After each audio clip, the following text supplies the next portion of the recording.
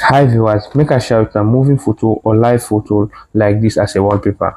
The good thing about it, you dey put whatever what you want. If you want a motka, if you want a name, whatever what you want, you dey put behind her.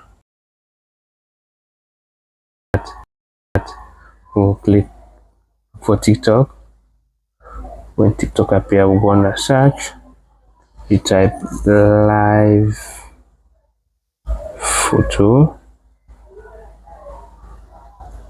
LIVE photo. I click now.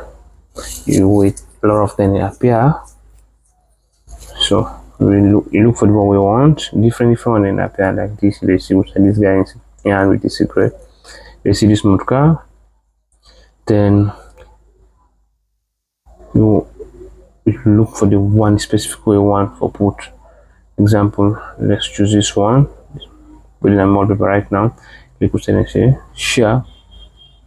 Scroll down. You say set as wallpaper. You click there. See now in the appear and ask you for put set as wallpaper.